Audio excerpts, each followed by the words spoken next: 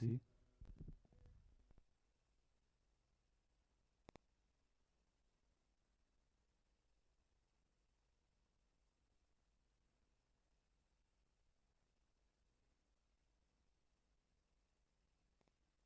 Ei, sí, sí. Sí, però salta, el seu.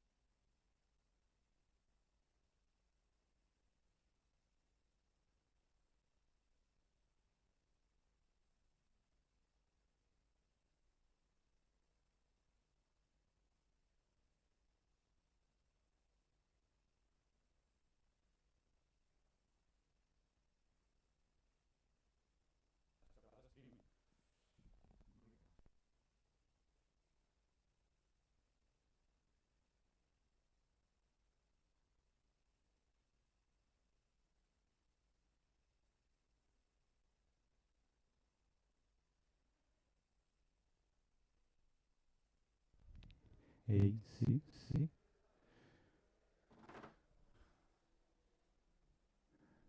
Ei, sí, ei, sí, sí. Oi.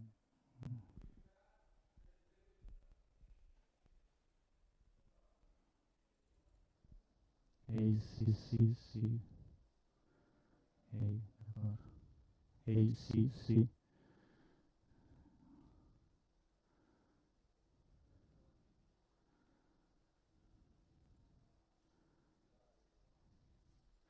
Ei. Clar, és que avui déu nhi ho hem de fer diferent, no podem anar així. No, perquè tants canvis, perquè a part que... Ui.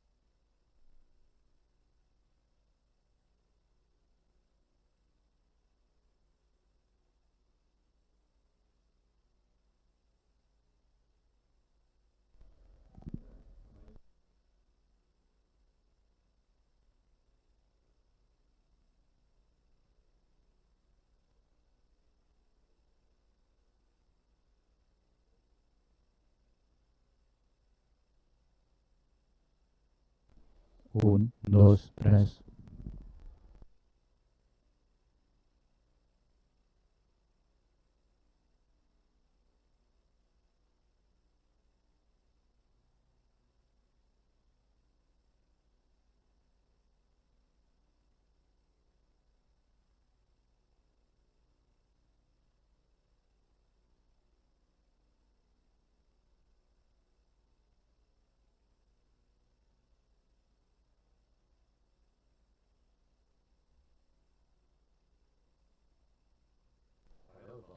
Hey, sí.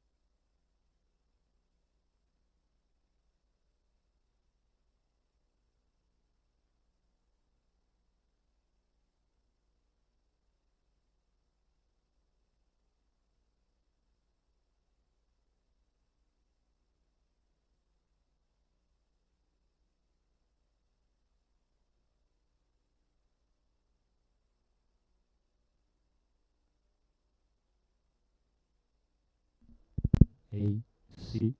Hey, sí.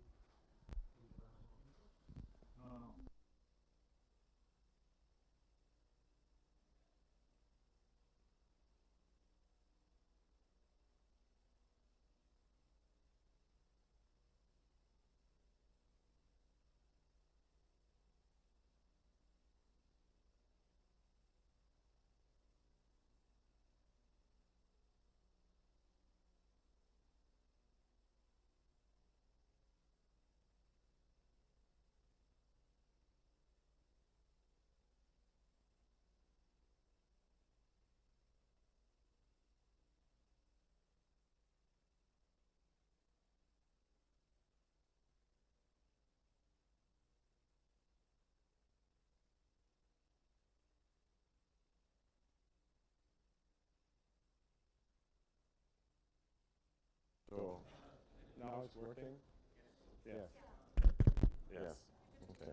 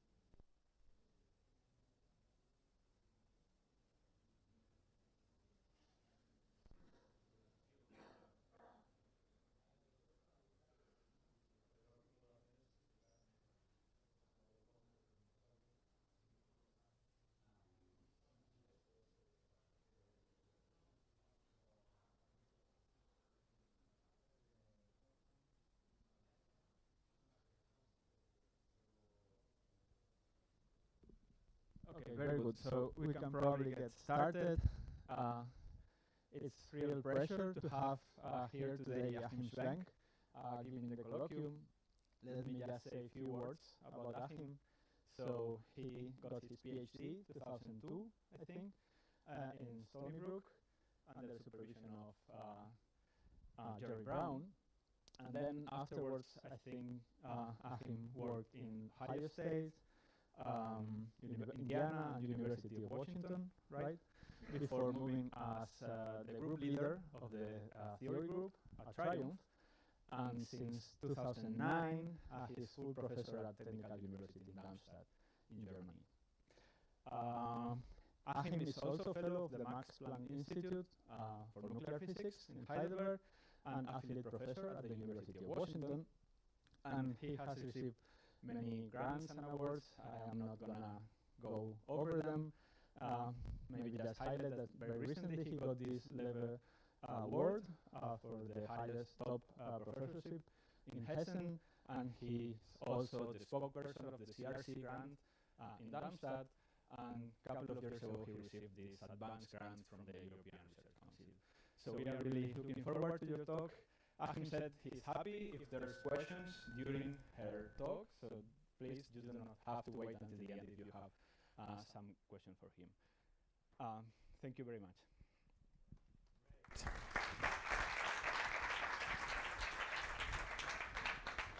Thank you very much for the invitation to come here, and thank you for the kind introduction, Javier. It's a pleasure for me to tell you about the research we have done. And as Javier already said, I would like to ask you to just ask questions if something's unclear. We can stop any time, and I have lots of additional material.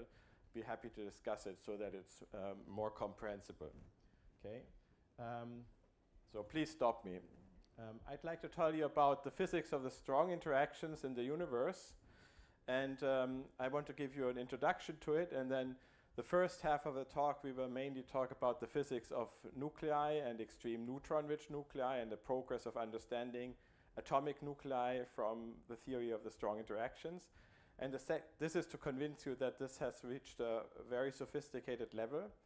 And the second part of the talk will discuss what these interactions tell us about the physics of neutron stars and how we can combine information from nuclear physics, from astrophysics, inferences about neutron star properties, and from some nuclear experiments. Okay, so let's start and put the strong interaction in perspective.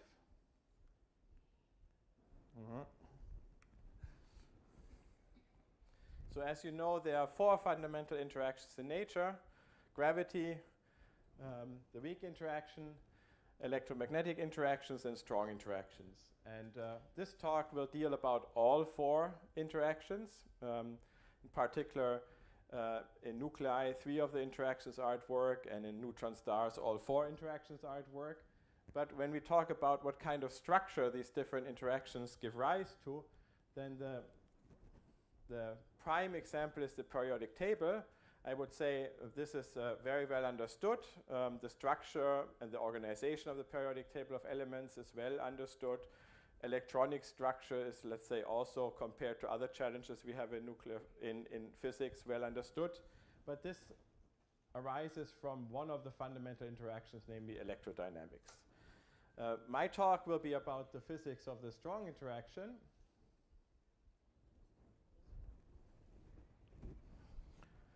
Which tells us how quarks and gluons bind into neutrons and protons, into nucleons, how nucleons bind into atomic nuclei in the center, in the nucleus, and how these interactions shape dense matter when nucleons are squished together inside neutron stars. That's the physics of the strong interaction. And this is, of course, by the name strong, a much more challenging problem, and one that's less well understood. And we want to understand basically the same emergence of structure from the strong interaction as what was done for the periodic table. Okay. If you put this at the level of the universe, then the strong interaction is responsible for the structure of ordinary matter in the universe, so for the 5% of ordinary matter, which is basically baryonic matter. Okay. And so let me start a little bit of telling you where the status is, both in theory and in experiment, of understanding ordinary baryonic matter by starting with the table of nuclei, which is the organization of atomic nuclei according to their proton number Z and their neutron number N into the nuclear chart. And in this chart here you can see squares in black. These are the known stable nuclei. About 300 nuclei isotopes are stable. And then around them, there are known nuclei with different neutron and proton numbers in green, which are the about 3,000 explored, experimentally established isotopes, nuclei, which reach up to element 118. So there are about 3,000 of them. And you can picture this nuclei as basically little drops of neutrons and protons. And it happens that the strong interaction binds nuclei when about the number of neutrons and protons is similar. And at some point, if you stick too many neutrons to this drop, or if you want to stick too many protons to this drop, the atomic nucleus does not bind the nucleus anymore. So then we don't have a bound state of the strong interaction. And because of this drop picture, that line where that stops is called the drip line. At that point, the protons do not stick to the nucleus, so they drip out. And at this point here, the neutrons don't stick to the nucleus, so they drip out. And you can see from this paper here published about a decade ago, this paper estimated that while there are few little islands where some proton-rich nuclei have not been explored experimentally, the vast majority of unexplored, strongly interacting bound states of nucleons into nuclei is on the neutron-rich side here. And in fact, there are estimated to be at least as many unexplored isotopes in the laboratory that have never been made. We don't exactly know what their binding energies are. We don't really know exactly where the neutron drip line ends, but it's about 4,000 plus or minus 500 extreme neutron-rich nuclei that are predicted to exist by the strong interaction, by this fourth fundamental interaction of nature. Okay? And we are very in experiment, the colleagues are very interested in exploring this region because in experiment this is as neutron-rich as you can get. And another gigantic basically drop of many neutrons and protons is the sphere here, the neutron star, which contains not a few hundred neutrons and protons, but 10 to the 57 baryons, maybe also exotic matter, but 10 to the 57 particles. So it's a gigantic nucleus, and it's extremely neutron-rich. It contains about 5% protons on average.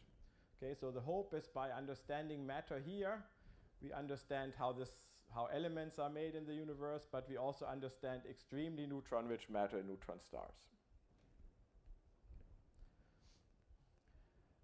Now, how to understand such a complex system is in theoretical physics best thought about in terms of effective field theories. So to tackle interactions between neutrons and protons, there has been maybe a revolution in nuclear physics about 25 years or so ago. It was pioneered by Steven Weinberg, who introduced this effective field theory as basically a systematic, if you would like to tailor expansion of the interactions between neutrons and protons. Okay? It's a systematic expansion where the expansion parameter is not the strong coupling constant or some other hadronic coupling constant. It's an expansion in kinematic variables over momenta or energies that are low in nuclear physics over a breakdown scale where new physics comes in. Okay?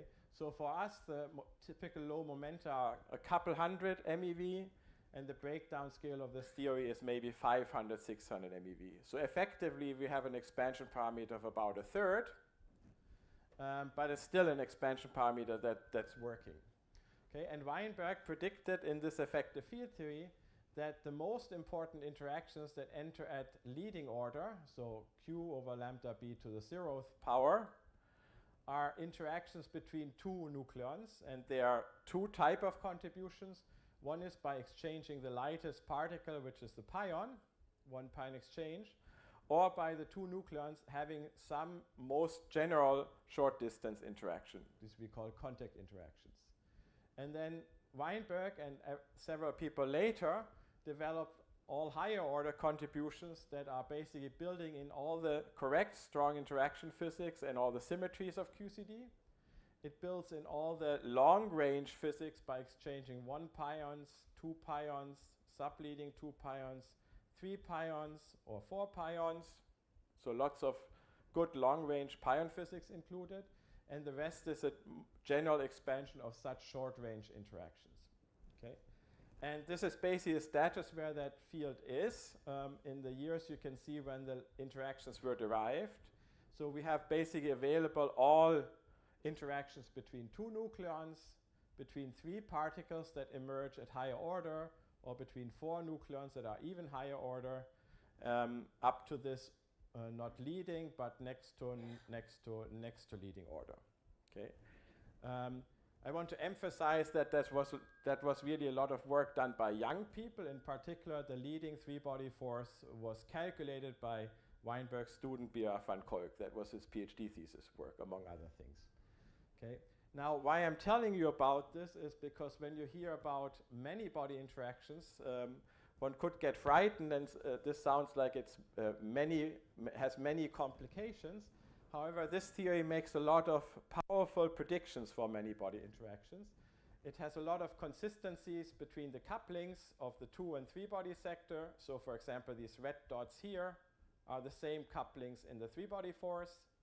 And in fact, if you analyze the interactions for pure neutrons, so that's largely a pure neutron system, not quite, but if you want to tolerate a 5% error, it is a pure neutron system. If you look at the many body interactions between neutrons, then the 3 neutron interactions and the 4 neutron interactions don't have any unknown couplings. They're predicted parameter free. So this chiral effective field theory predicts all many neutron interactions up to this order. And that has really driven the field forward to make predictions for neutron-rich matter. Okay, so that was one of the main developments that happened in the last 25 years. The second main development is that based on such interactions, we have been able to solve many body systems as well. And this I want to show you on this chart. This is an overview. Here it's a little bit beeping, but this is an overview. Maybe I stand over here. This is an overview of the same nuclear chart that you saw before. To be honest, it's zoomed in. So here's proton number 50 and neutron number 50. So if we just go back. Okay, now I'm out of reach of the. If you go back here, then to be fair, 50 is here, okay? So we're sort of looking at the small fraction of the total nuclear chart. But in this small but still large fraction, basically the field has been able to calculate all nuclei from first principles based on these chiral interactions. And I want to give you a little bit of a flavor how that was possible by showing here on this plot the heaviest nucleus, the largest mass number A, that has been calculated based on input interactions that are realistic over the years. Okay, so we're somewhere here. And you can see that basically many body methods that solved a 4-body up to 12-body system follow on this slope here basically a linear line. That's because this used algorithms that explore the entire Hilbert space, and for a many-body system, the Hilbert space grows exponentially large. But because of Moore's law, computer power also got exponentially better. So if we look at progress over time, it's basically a linear slope. So basically, if you want to use exponentially scaling algorithm that explore all possible configurations of neutrons and protons inside a nucleus, then you can wait well beyond my or Javier's or anybody else's future retirement to calculate a large system. And the field made progress by designing algorithms that solve a many-body system by keeping only the most important configurations, and these algorithms scale polynomially. So that over the last decade, here's 2013, basically you can see a big increase of which nuclei have been calculated because we use many-body methods with polynomial scaling. And Heiko Hergert at MSU has this nice overview of which nuclei have been calculated, and in 2020 that overview looked like this. So basically, let's say the lower quarter of the nuclear chart has been calculated by taking these chiral effective field theory 2 and 3 body interactions and solving the many-body problem in a systematically improvable way. Not in an exact way, but in a well-controlled way. Let me tell you a little bit about the physics of the 2 and 3 body interactions, about how they come in, and that this many-body solution is actually under control. So here's the chain of oxygen isotopes. This has 8 protons, and the chain of oxygen isotopes goes from the experimental ground state here of oxygen 12 to the experimental ground states here of oxygen 28. These are experimental numbers here. And you can see that at some point the drip line is reached because oxygen 24 has the lowest energy, and as we add neutrons, the nuclei become particle unbound, so they decay by emitting neutrons down to oxygen 24. And what's shown on this plot is a whole bunch of acronyms that range from essentially almost exact diagonalizations to other methods that I will tell you about next, to a method called coupled cluster theory, which is like the gold-plated standard in quantum chemistry, and to lattice methods, which you, if you're doing particle physics, you know. This is a lattice effective field theory method. It's not lattice QCD, but lattice effective field theory method. And you can see if you compare the different calculations for oxygen 16, but even for neutron-rich oxygen 24, then you are sort of at the precision level of about a few percent precision from the many-body methods. So we can really solve a 20-body problem, many-body problem with about a few percent precision.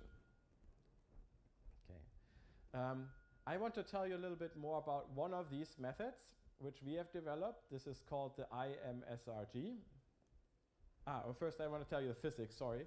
On the physics side, just to give you a sort of feeling where the interactions come in, two-body interactions are attractive because they want to bind a nucleus together.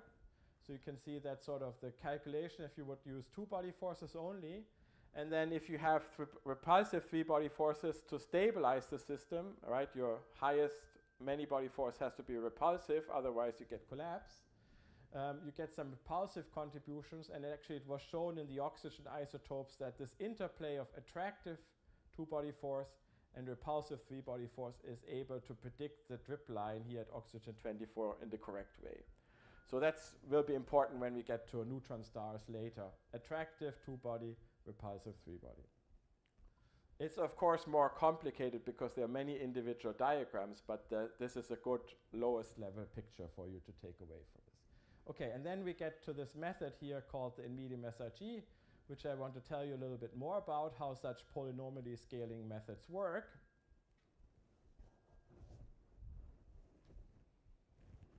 So this is the in-medium SRG. Sorry. Yes. You said that this attractive two-body, repulsive three-body, that's very important. Yes.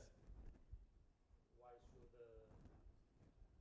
two-body be attractive and three-body be repulsive? So two neutrons don't stick together by themselves, do they? Two neutrons don't stick together by themselves, but they almost stick together.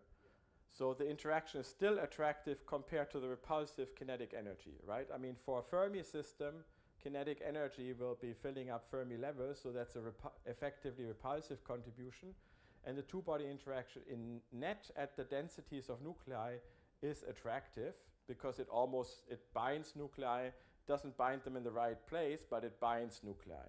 And for two neutrons, it gets it down to almost bound. A neutron and proton is bound, but it's still a large attractive energy to overcome the repulsive kinetic part.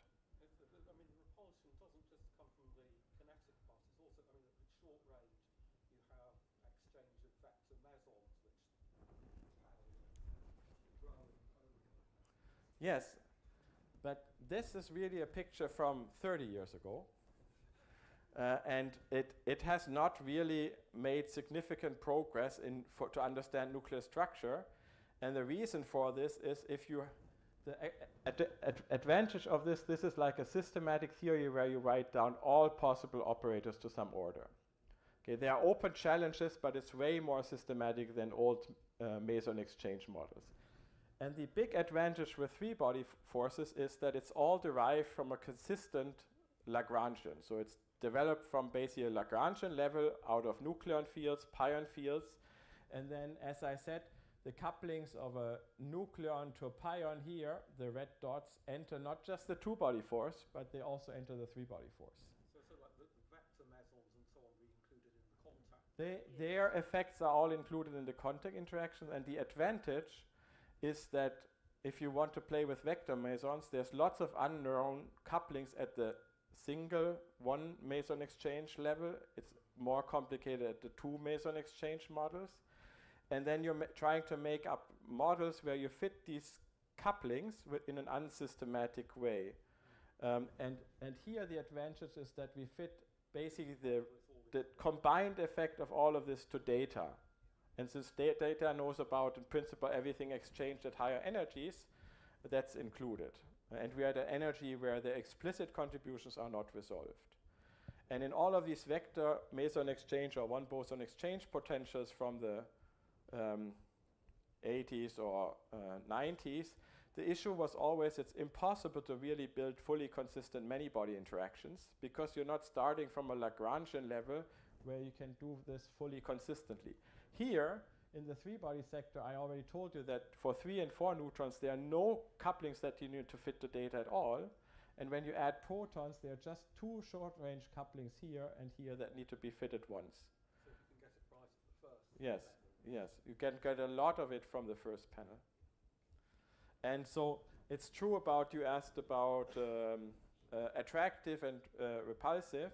So there's, of course, lots of bits here that can be individually attractive and repulsive because there are many contributions.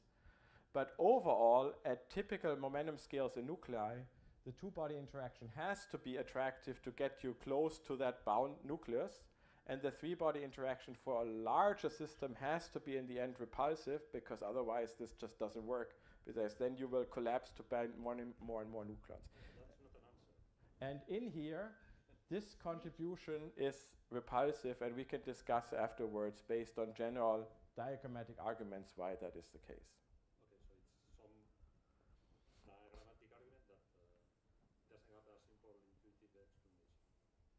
Yeah. And you said that it has to be that way because otherwise it would be wrong. But that's not an answer. That's true. But these contributions are, for a large system, repulsive, and that's from largely these parts here. Okay. And the dominant contribution in here is, if you would think about resolving additional degrees of freedom, is from having a delta excitation in between here. So the pion excites a nucleon to a delta resonance. And if you look at those contributions, you can see that they're repulsive. But that would be sort of beyond the colloquium. We can discuss about it later. Great. More questions?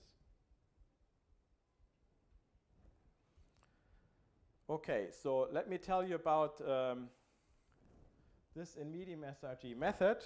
So that's like a many-body method. And the idea of this many-body method is that you picture your Hamiltonian in a basis. I will tell you what the basis is, but we know from quantum mechanics that to solve the Schrödinger equation, we can basically diagonalize a matrix, the Hamiltonian matrix, in a suitably complete basis. And so this is now the Hamiltonian cartoon as a 4x4 matrix. And instead of solving that 4x4 matrix problem, we do many small infinitesimal rotations to drive this matrix into block diagonal form. Okay, so we want to do a continuous series of transformations so that the Hamiltonian goes from a matrix, from a dense, non-block diagonal matrix to one where one of the blocks, or maybe even just a single entry, is decoupled from the rest of the Hilbert space. So there are zeros here.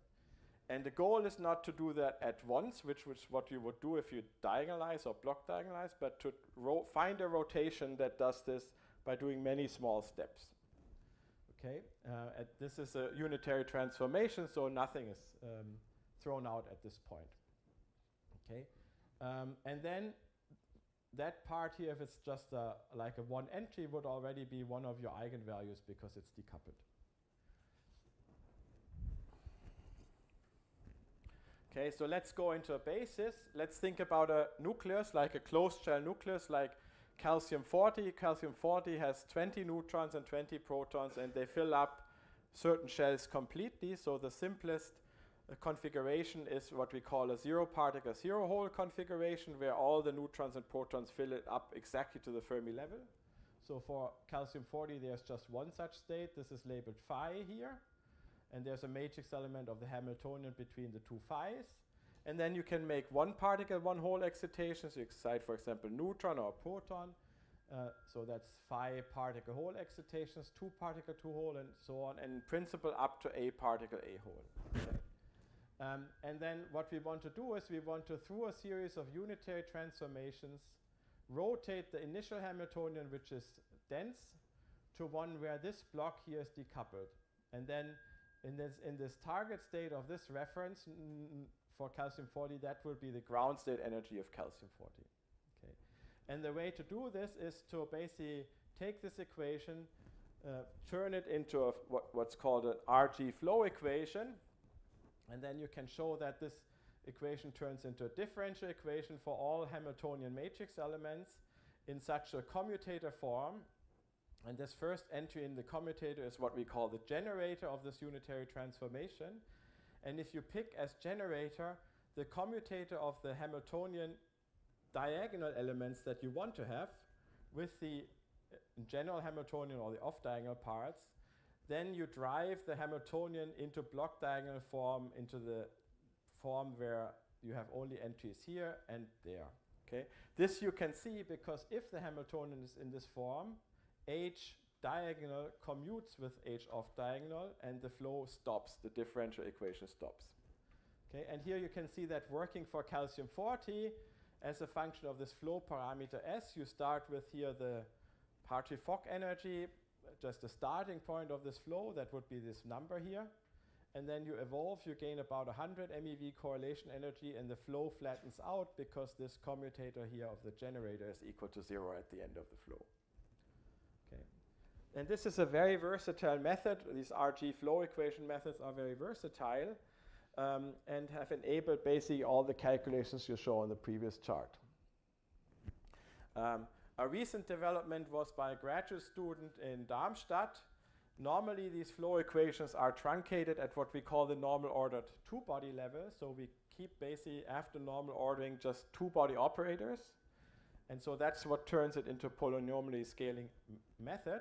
And if you go to the next level by including also three-body operators in the flow, so three-body interactions and also induced three-body contributions, then you get a change from the in medium SRG2 to various approximations in the in medium SRG3, which are here, sort of in this range, compared to the exact full diagonalization result. And you can see that it systematically gets improved by a relatively small number. For experts, this in medium SRG2 level in coupled cluster theory is somewhere between doubles and triples levels. So it's already a very good level.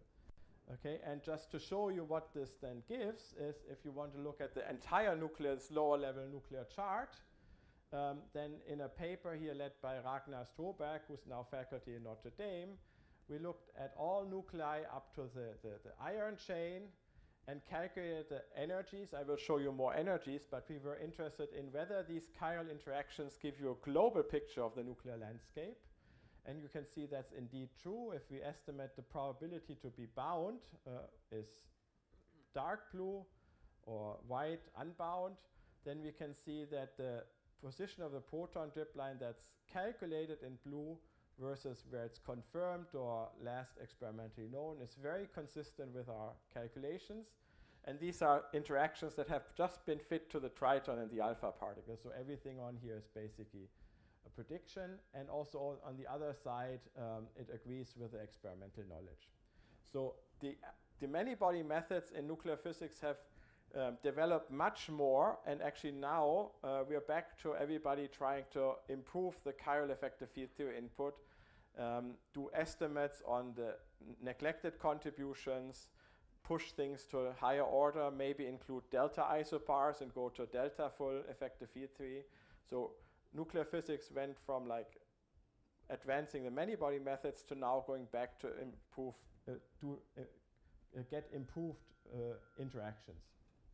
Okay, and then if you're interested in comparison with experiment, here's like neutron separation energies in a chain here somewhere in the middle, the chlorine isotopes.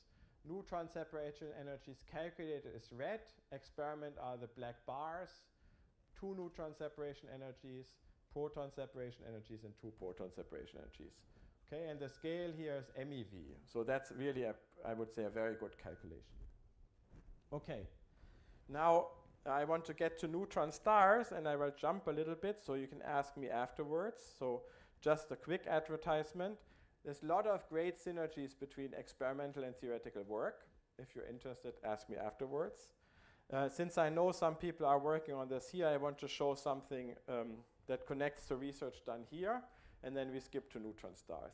So when we get to very large nuclei, then it's no longer as simple as this calcium-40 example, where we have a simple reference state, but our reference state is often a big space of, let's say, valence particles, because it's not a single everything closed shell, but we have some active space.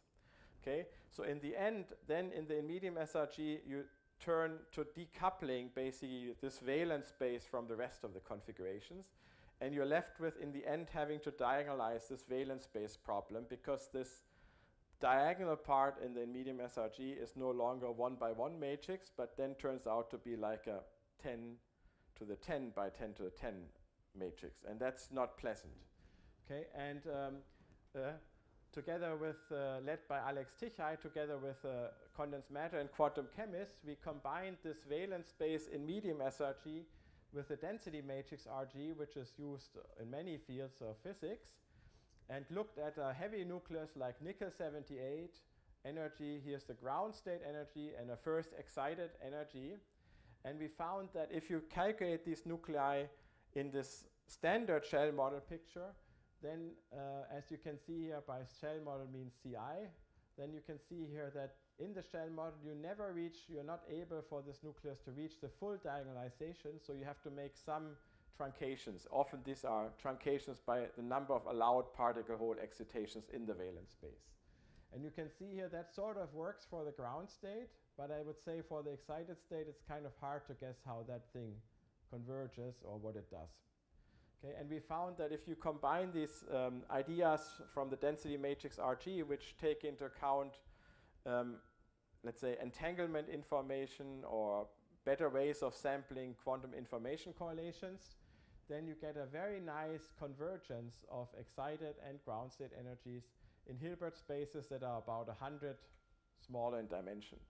So I think for sampling nuclear correlations, there will be lots of opportunities for making use of what we know about entanglement or mutual information or orbital entropies and things like that from quantum information science. And there's also people working on this here in Barcelona. Okay, so then we would leave nuclei and get to neutron stars, unless there are some questions. Yes?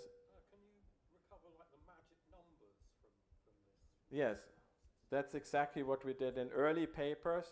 So, for example, there's simple magic numbers to explain from nuclear forces, but like magic numbers like 28 is harder to explain, and we saw that when you include 2 and 3 body forces, this comes out correctly. And there, the physics is that there's an important contribution to the spin-orbit interaction from 3 body forces, and this is what drives like shell closures of any 28 in calcium, and also that is a question about the experimental slide I skipped. So here you can see separation energies after calcium-48. These are the calcium isotopes. They have pioneering mass measurements at Isolde and at Riken, and here you can see a sharp drop after calcium-48. That's the 28 shell closure, but we also see it from excitation energies. Then it gets levels off, so no shell closure, and then after neutron number 32, after calcium-52, there's also a steep drop. So we think neutron number 32 is also good, let's say, local shell closure. And then neutron number 34, there's also experimental information here. And then there are these further Riken data. And here this picture also nicely shows, I mean, that's a calculation that was done with Javier together when he was in Darmstadt. This blue line that was back then, it still stands the test of time, but it didn't include any uncertainties. And with the uncertainty estimates we had in this nuclear chart calculation, that's the big blue band. So it gives you also, we can estimate uncertainties better. There are many open challenges I can also go into. Not everything has been calculated. And there are many body challenges and interaction challenges. Okay, let's get to neutron stars. So now I convinced you we have a good handle of strong interactions when it comes to neutrons and protons and pions with this chiral effective field theory. The 2-3 body interactions are well understood. I can also add that the 4-body contribution is very small. We estimate it to be a couple hundred keV, so it's very small, mainly because of fermionic effects. And so we can use this effective field theory to calculate the properties of matter from the outside of a neutron star to the inside. And at some point, the densities will get larger. That means also the Fermi momenta will get larger. And since this chiral EFT is an expansion in momenta over a breakdown scale, our Fermi momenta will start to get closer to the breakdown scale, and we will either not be really comfortable to calculate or maybe even get into a regime where the theory is no longer valid. Okay. Now, just to tell you, typical neutron stars have 1.4 solar masses, and their central densities are maybe more like 4 times saturation density. So for a typical neutron star, maybe we can push things, but for a heavy neutron star, that will not be the case. Okay, and here's an overview of calculations of initially just neutron matter, and then also some update on matter in beta equilibrium. These are calculations published in the last 10 years, including uncertainty bands. What is shown is the energy per particle of pure neutron matter as a function of density. So saturation density is somewhere here. Nuclei live kind of in the lower density region on average. And you can see that different calculations, which have a different way of assessing uncertainties, there's a different interaction input in part. There are some very sophisticated ways of doing uncertainties using Bayesian methods. And then there are some parts which are better in terms of the many-body calculation. There are some quantum Monte Carlo calculations in here. The others are more simpler calculations. But overall, you can see a big consistency that the bands overlap. Okay? And of course, uncertainties increase at higher densities, because higher densities mean higher momenta, and the skew over breakdown scale will be worse.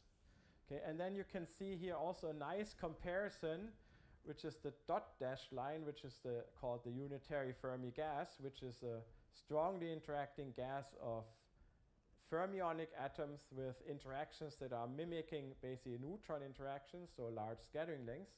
And you can see that kind of density behavior is actually not so bad for neutron matter. Okay, but at some point in density, these energy per particles rise. And that's this picture I already alluded to in the oxygen isotopes, that 2-body interactions are attractive. I mean, the kinetic energy would be a factor 2 larger, so there's an attraction. They are typically have a density dependence like this, maybe some differences, but at some point there's a repulsion that kicks in that drives the energy up, and this repulsion at some point in density overtakes the 2-body interactions because the 3-body contributions become larger as a function of relatively larger as a function of density. Okay, and then you know if you differentiate the energy per particle, the slope here is basically the pressure of neutron matter. So this would have a larger slope, a larger pressure, and it would lead to a larger neutron star radius because the neutrons press further outward. Such a calculation would have a lower pressure and a smaller neutron star radius. Okay. I want to, probably I will not cover this because of timing, but you can ask me. We recently did a very clever, I think very clever way of what Jonas did is combining his calculations for asymmetric matter with a Gaussian process emulator to calculate basically lots of quantities. And here is the pressure as a function of densities, 1.5 times saturation density at different orders.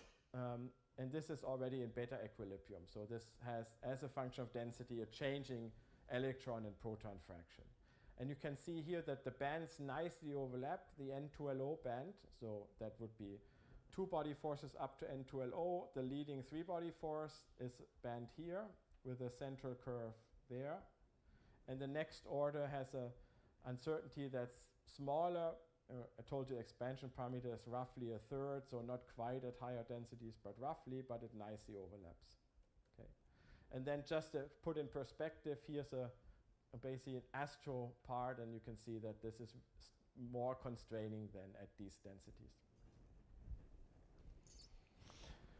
Okay, I also want to tell you that there are very nice developments, especially in the context of LIGO, of people using analyses of mergers or other neutron star properties using what's called a non-parametric equation of state, which means there's no microphysics input at all because, for some reasons. And these non-parametric models are nice, but just to put our error bars on the nuclear physics side from the strong interaction, QCD, many body, chiral EFT part into perspective with non-parametric models, then while this looks like it's a big error bar, it's actually compared to non-parametric models a very small error bar. So there's really important information to be included from nuclear physics in equation of state inferences. Okay, so then I told you what the masses of nuclei are. Here are the masses of neutron stars. Most of them are about 1.4 solar masses, but there are 3 neutron stars that are precisely measured that have 2 solar masses. The heaviest one is one that was discovered a couple years ago and has about 2.1 solar masses. Okay, that means the pressure of neutron star matter has to be large enough so that you actually can compile all that matter inside a neutron star. Okay, so that's a constraint on the pressure cannot be too soft. It has to be hard enough, stiff enough to be able to put matter in and not to collapse into a black hole before. Okay, and then to go back why these neutron stars are stable at all. So now pure neutrons are not bound, so they are not self-bound objects, neutron stars, but they're bound by gravity. And the reason that they don't collapse is because the pressure of neutron stars is large enough to counteract gravity. So a neutron star is basically a spherical object for us that at every point is in hydrodynamic equilibrium between the pressure of neutron star matter outward and gravity inward. And for neutrons, if we just think neutron stars are made of neutrons only, there are basically 3 contributions. One is repulsive pressure from a Fermi gas, so by building up statistical mechanics, basically building up Fermi levels and having the kinetic pressure of the Fermi gas, plus strong interactions. And there's an attractive contribution, which is on that slide, this simple n to the 2/3 behavior I showed you, and with density increasing contribution from repulsive 3-body forces. And exactly the same forces that shape nuclei are at work in a neutron star, at least in the first outer few, let's say 4 kilometers or so. So then we have to solve these equations in hydrostatic equilibrium, but we don't have an equation of state at all densities. We just have chiral effective field theory calculations up to, let's say, around saturation densities, 1.5 or twice saturation density. And then in our early work here, we basically introduced a general way of extending to high density. So we put some piecewise polytopes on here to be able to cover the pressure as a function of density inside the neutron star, from outside to inside. And then there's, you can see there's a big gray region that could be accessed. So the pressure could be super stiff, or it could be really, really soft all the time. And then there are basically 2 constraints that come in that constrain the high density equation of state. One is a simple causality constraint that tells you that the pressure as a function of density or energy density cannot increase too rapidly, because the derivative dp d epsilon is the speed of sound. And we don't want to have speed of sounds that are larger than speed of light in a neutron star. So at high densities, this has to turn over from causality. And a heavy neutron star will tell us that matter cannot be soft and fluffy, but there has to be enough pressure in the system to build it up. Okay, so these 2 simple astro informations, even without LIGO and NICER, which I will tell you about next, put constraints on the high density equation of state. So that's nuclear physics, chiral EFT, and high density constraints. And if you convert all of this together, you can get neutron star masses as a function of radii that are constrained by chiral EFT here at the low mass regions, low central densities, and then it goes up. Typical neutron stars have radii between 10 to 14 kilometers. And if you have very general extensions, you may reach 3 solar masses or less. Okay. So that's sort of the picture before LIGO, and then with LIGO and later with NICER, there were many additional information about the properties of neutron stars. So from this in-spiral signal of two neutron stars that start to merge, they're in spiral, the neutron stars come closer and tidally deform each other. And from this in-spiral signal here, before the merger, you can extract what is called the tidal deformability of each neutron star. And from the tidal deformability for the known masses, you can infer the radius. So these are the LIGO inferences from GW 170817 of the two neutron stars that merged. If you put them on our prediction for radii, then they are sort of exactly on here, a little bit more to the left. Okay, so that nuclear physics plus general extrapolation is very consistent with the first event. Of course, that was just the first data point, and we expect many more, so this is extremely interesting what will come out of this. Okay, so then I want to show you in the last few minutes additional information and how this connects back to the equation of state and back to microphysics. Additional information on the radius comes from an instrument called NICER, which is this washing machine size instrument on the space station, and it follows the pulse profile of hotspot regions on a neutron star, and it's sensitive to the compactness or the mass over radius of a neutron star. And if a neutron star is very compact, so that means either large mass or small radius, then you have stronger gravity effects, and you're able to see the hot spot region in X-ray timing also as it disappears behind the neutron star. So you get a pulse profile like this. Whereas if the neutron star is lighter in mass or larger in radius, less compactness, then the hot spot disappears in the X-ray signal as it is behind, and you would get such a pulse profile where it turns on and off. Okay, this is, of course, there's modeling involved in this, but it still provides very interesting information, and the status about the NICER results are summarized in this plot here from Anna Watts in Amsterdam. There have been two neutron stars that have been observed with NICER. One is this pulsar J0030.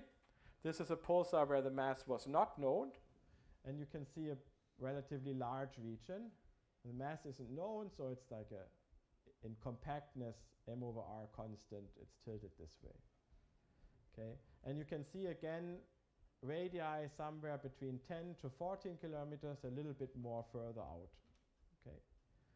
Then they measured the neutron star J0740, which is this heaviest neutron star I had on the table of neutron star masses, this 2.08 neutron solar mass neutron star, so the heaviest one. And there's also information on the mass directly of this neutron star. So that's why this ellipse is more in this direction. So here really the additional NICER data put a constraint on the radius. And you can see that the radius region comes out to be somewhere here, again somewhere between 10 to 14 kilometers.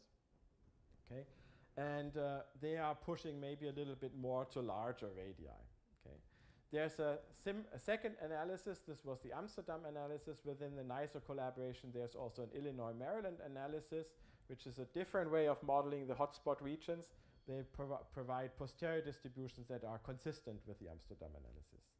And the next source that NICER has taken data on is a neutron star J0437, where the mass is also known very precisely. So this will be extremely interesting because this mass is, as you can see, even known more precisely than that one.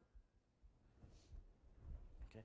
And if you put all of this together, then together with the Amsterdam group, we looked at the radius constraints that you get from LIGO Virgo, from NICER, but to be fair, also from maximum masses, so that I showed you before, mass causality also builds into this inference.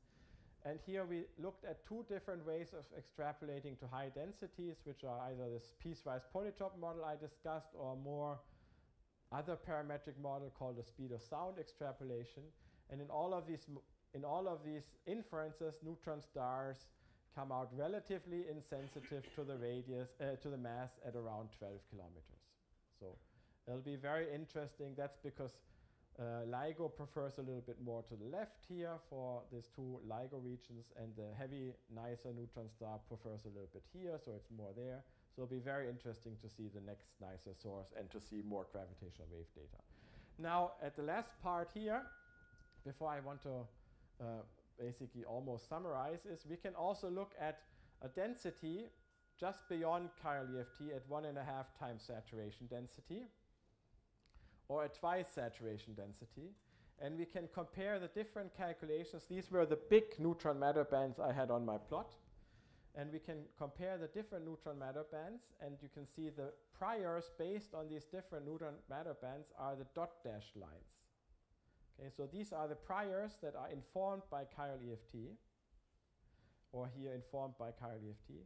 And then the hatched in regions are the posteriors, which tell us where astro is. And it's very interesting that all the astro posteriors end up on the high side of the chiral EFT priors. So I personally believe that in the next decade, we will start to put constraints on the interactions and on the properties of matter in the regime just beyond or at the limits or within maybe range of chiral EFT. And astro is telling us it's probably more up on the higher end here than on the lower end. Okay, and this is also consistent with information from heavy ion collisions. So we, led by Sabrina Hood and Peter Peng, we looked at constraints from heavy ion collisions. So there's a prior based on chiral EFT for the pressure as a function of density.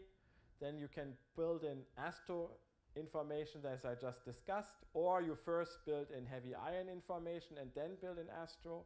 But you can see that whenever you go from the prior, just compare where this is, to astro or heavy ion experiments, they all push the pressure on the upper end. So there's, at this intermediate densities, there seems like a consistent picture that all information from astrophysics and also from heavy ion collisions from nuclear experiments seems to prefer higher pressures. So that is interesting because that will also develop further from experiments and astro observations, but also it will be interesting to feed back this information on microscopic interactions and maybe learning more about the relevant degrees of freedom. And with this, you can ask me more about the rest. I want to come to the end of my talk. So I showed you results based on ab initio calculations of chiral EFT. They've been done by many people involved. In particular, I want to highlight here the graduate students and postdocs in the group. Then I showed you results on the nuclear equation of state and astro inferences, which also benefited a lot by all the postdocs and graduate students in Darmstadt and Amsterdam. And then I skipped a part. You can ask me about what electroweak interactions do in nuclei. I skipped this for timing. And let me just give you the two main summaries here. I hope I could convince you that chiral effective field theory, combined with all the powerful developments on many body calculations, has enabled great progress for what we call ab initio calculations of nuclei and of dense matter. And in particular for astrophysics, this provides a reliable equation of state up to 1.5 times or so saturation densities with controlled uncertainties, which is basically a standard that's used to explore neutron stars because it sets the pressure on the outer reaches of neutron stars. So thank you very much.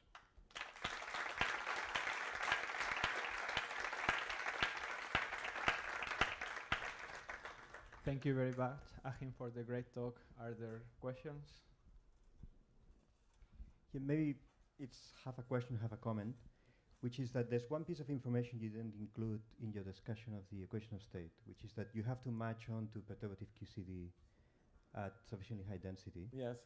Of course, that perturbative QCD becomes applicable, let's say, at 40 times saturation density. Yes. And you might think that's then irrelevant for a few times saturation density. But it turns out that if you impose causality and stability, that constraint propagates, and it's still a very strong constraint at a few times saturation density. So I think in the bands that you showed, once you include chiral perturbation theory and astrophysics, they're still further constrained by perturbative QCD at high density, perhaps surprisingly. Yes. So we also looked at this, and also we looked at possibilities of phase transition between the chiral EFT regime and high density perturbative QCD regime. And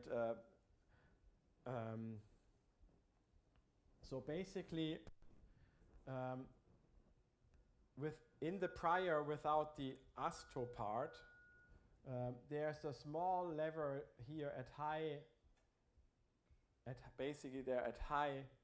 pressures that disappears after this. It's basically an integrability constraint if you integrate that pressure up to 50 times saturation density and you want to match onto a PQCD or basically ultra-relativistic gas with some controlled corrections.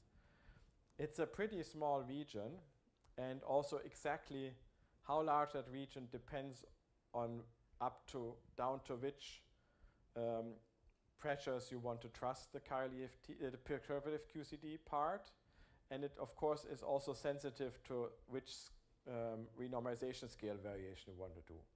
So there's a very interesting connection that with more ASTO part is, I would say, small but interesting. I made just a return comment. I don't think that tells us that matter at these densities in neutron stars has to be necessarily quarks. No, I didn't say that. Yeah, I know. Even though if you look at these curves, they do suggest that you go over to a conformal region, which you might suspect it's deconfined quark matter, but that would be a different discussion. Yeah, so the challenge is really, and that's why I emphasize it so much, that's exactly the direction the field is going, as you know.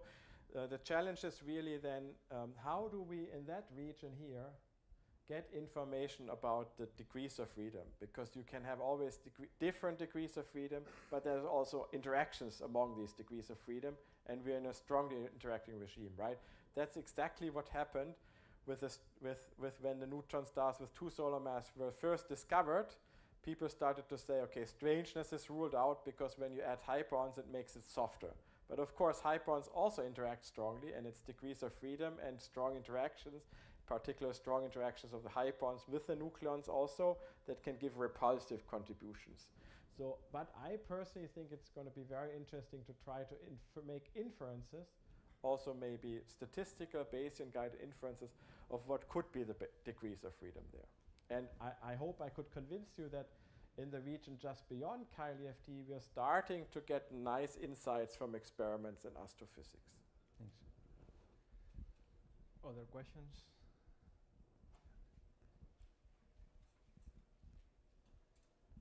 Thanks for the talk. Just to pick up what you said about hyperons and adding them into your effective description. In principle, there are extra couplings you would have to fit, but are there also more fundamental issues about how you would include these hyperons in your effective field theory? So the issue is that, or the challenge is with at the Chiral-EFT level, extending this to include hyperons has been done, but it hasn't been done to N3LO, right? I think leading order and next to leading order interactions are available. And so this we could include in the future. And then the challenge will be, I mean, that's also maybe an important message, right? The uncertainties that I showed on the neutron matter plot are just horrendous. I mean, for a nuclear physicist, like it was energies plus or minus 2 to 3 MeV for nuclear binding information. This is terrible. I mean, it's not competitive. But we don't have to be really, we have to be competitive compared to astro log scale things, so that's easier. And so if we include hyperons within the Chiral-EFT, we can tolerate lower order as long as we have all the uncertainties under control. So that's, we're not exploring this with hyperons, but we're exploring it in our calculations, sort of which type of errors could you tolerate at twice saturation density to still be interesting, and that will then guide us whether we can do something like that or not. Other questions?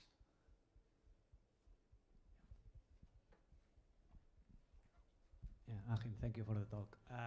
So both binary neutron stars and heavy ion collisions are finite temperature systems, and I saw you had a few slides over there, and obviously then I need to ask about thermal effects. Yeah. How are these incorporated, and whether they can be Yeah, thank you. We discussed you would ask this, right? So I can show my 3 transparencies. I will just, this is very interesting, but I want maybe,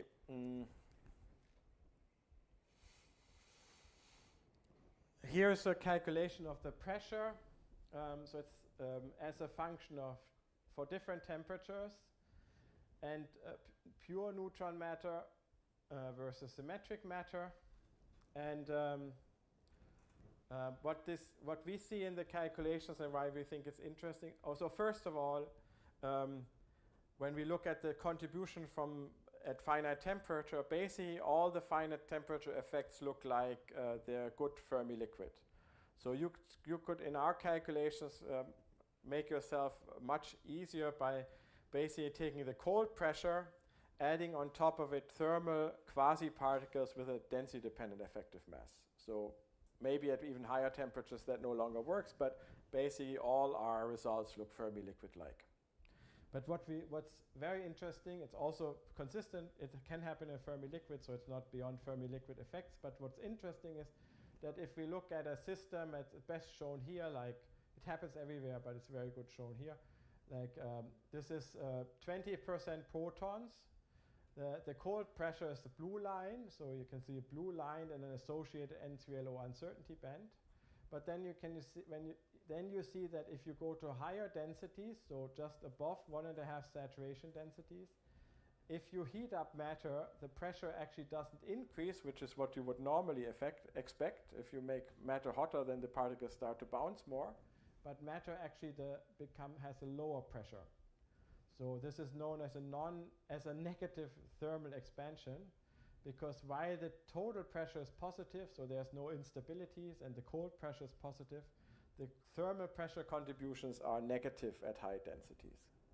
So it would be, we did this here just to demonstrate, we did this here in neutron matter, symmetric matter, and with a N2LO, N3LO, lots of interactions also are now in Ure and Ariana's self-consistent Green's functions.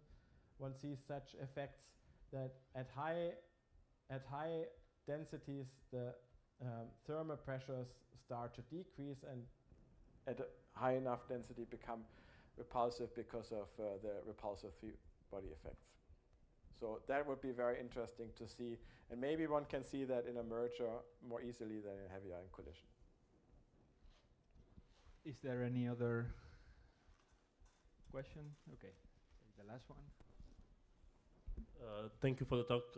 From what I can see, you cannot go up to really high densities that in mergers will probably be produced. But for example, this finite temperature effect with densities like this maybe can be useful in supernova simulations. Have you used some of your equation of state in simulations like that? And have you found some interesting results due to this finite temperature behavior? That's a very important effect for supernova simulations, and we have we have explored these, not these effects, but we have explored these type of thermal effects.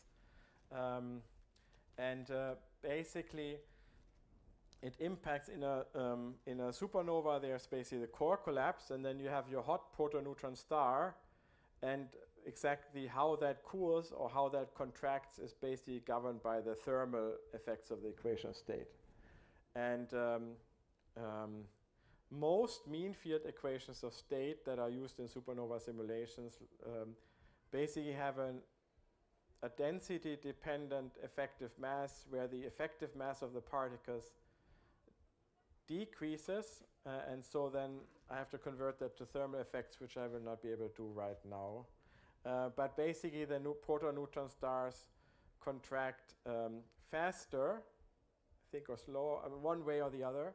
And the Latimer-Svesty equation state has a constant effective mass, so there's no effective mass at all. It's a very simple model. And that has a very different contraction behavior of the neutron star, which is advantageous to make have the neutrinos remain hotter and can deposit more energy into basically this neutrino-driven explosion. And this effect that we are seeing here would suggest that this is even better in effect in a thermal behavior like this. So we've just made some equation of state tables that are used in Almudena Arcones group to look in supernova simulations what happens. So I think with this we can thank Achim again for his talk. Thank you. Can I also say I'm meeting with with doctor PhD students at 4, and I will of course be happy to see as many of you there. Yeah, and Achim will also be around tomorrow in case.